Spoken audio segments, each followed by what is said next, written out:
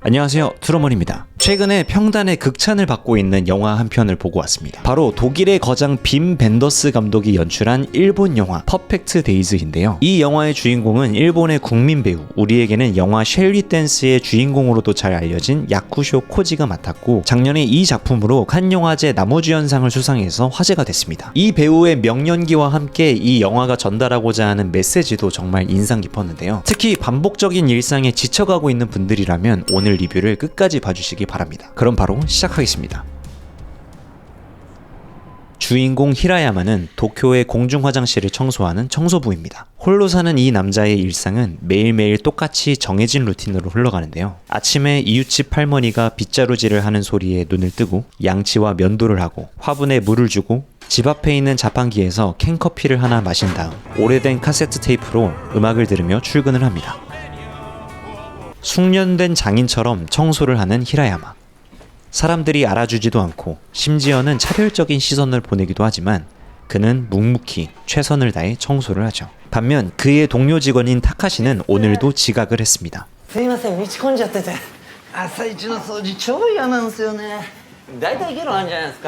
그는 히라야마에게 불평을 늘어놓거나 철없는 부탁을 하곤 하는데요. 히라야마-상, 車貸してもらってもいいですか? 今夜勝負なんですよ。平山さんお願いしますよ。平山さん、この仕事好きっすか? なんでこんな仕事そんなにやれるんですか?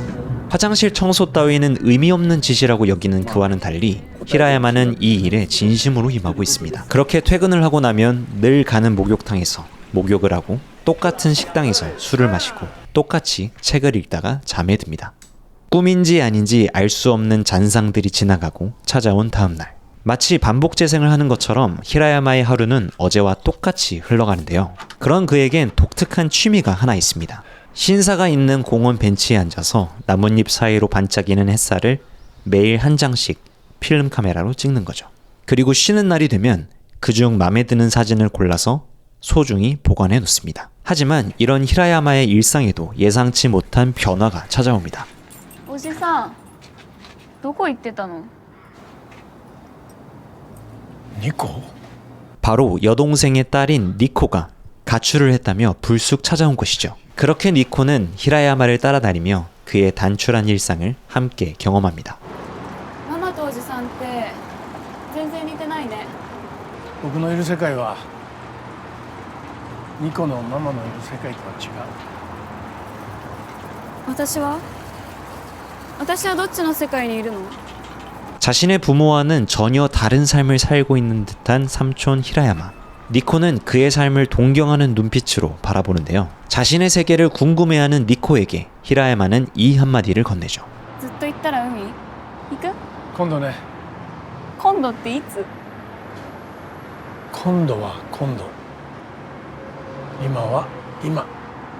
그날 밤 여동생이 니코를 데리러 찾아왔습니다. 그와는 전혀 다른 삶을 살고 있는 듯한 여동생. こんなとこ住んでんのね。いや別に悪い意味じゃないわ。ニコ荷物取ってきなさい。本当にトイレ掃除してんの？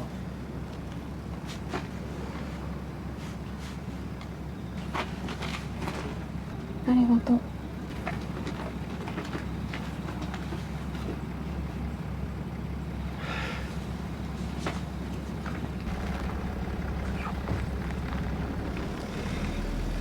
항상 평온해 보이던 그의 눈에서 눈물이 흐릅니다.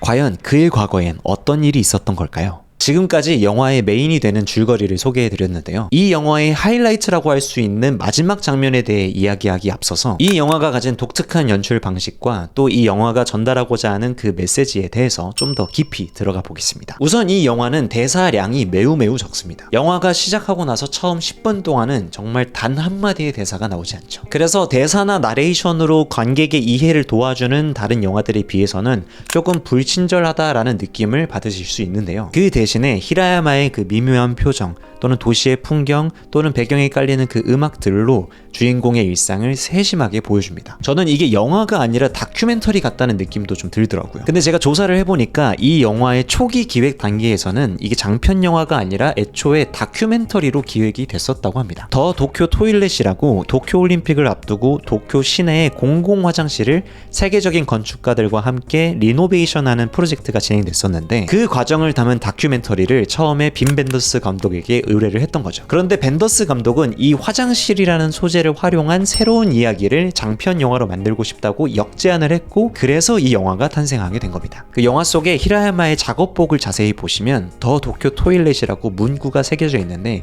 그게 실제 유니폼이더라고요. 또 벤더스 감독은 이 영화를 연출할 때 일본의 거장인 오즈 야스지로 감독의 꽁치의 맛이라는 작품을 오마주했다고 밝혔습니다. 히라야마라는 주인공의 이름도 꽁치의 맛 주인공의 이름을 그대로 따왔고요. 화면 비율을 4:3으로 설정한 것도 해당 작품을 오마주한 것이었고 특히 이 관객에게 해석의 여지를 많이 남기는 그 연출 스타일도 이 야스지로 감독의 영향이라고 합니다. 그래서 그런지 어떤 분들에게는 이 영화가 다소 지루하다고 느껴질 수도 있겠더라고요. 하지만 저는 그 똑같은 일상을 계속 몇 번이고 반복해서 보여줌으로써 그 지루함을 의도했다고 느껴졌습니다. 오히려 그런 무의식적인 반복이 우리가 실제로 살아가는 인생과 가장 닮아있기 때문에 마치 다큐멘터리처럼 더 사실적으로 느껴지는 거죠. 하지만 여기서 우리가 주목해야 할 점은 히라야마의 일상이 겉으로 보면 매일 지루하게 반복되는 것처럼 보여도 자세히 들여다보면 그 작은 디테일 하나하나가 매일매일 달라진다는 겁니다. 출근길에 듣는 음악이 달라지고 도시의 풍경과 그날의 날씨가 달라지고 예상치 못한 만남들이 찾아오기도 하죠. 그리고 이런 작은 순간들을 만날 때마다 히라야마는 은은한 미소를 띄우고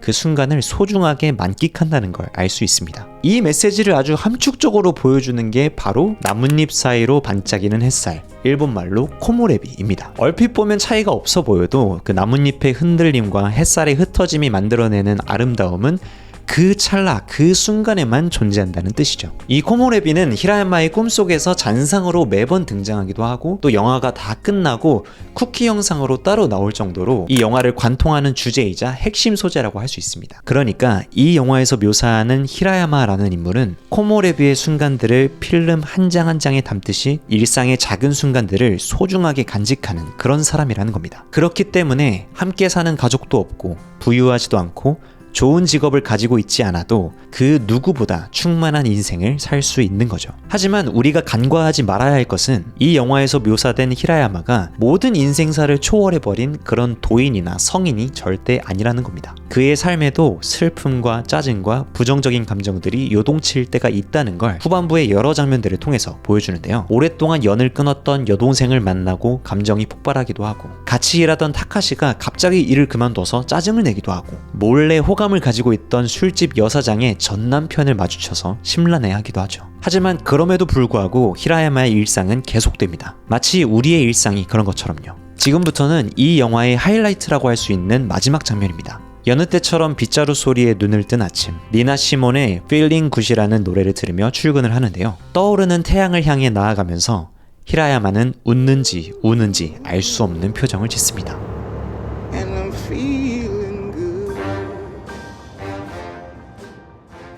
저는 이 장면이 히라야마의 인생 그리고 이 영화를 보는 우리의 인생을 담고 있다고 생각했습니다. 기쁨과 슬픔 또 후회와 기대가 마구 뒤섞여 있지만 그 어느 순간도 아름답지 않은 순간이 없다는 것. 그리고 그 작은 순간을 포착하고 간직했을 때 마치 나뭇잎 사이로 반짝이는 햇살처럼 우리 일상 속의 찬란함을 발견할 수 있다는 것. 이것이 이 영화가 전달하고자 하는 메시지, 반복되는 일상 속에 지쳐가고 있는 인생들을 위한 위로의 한마디가 아니었을까요? 오늘 준비한 영상은 여기까지입니다. 영상이 도움이 되셨다면 구독과 좋아요 부탁드리고요. 그럼 저는 다음 영상으로 찾아뵙겠습니다. 여러분의 나다운 삶을 응원합니다.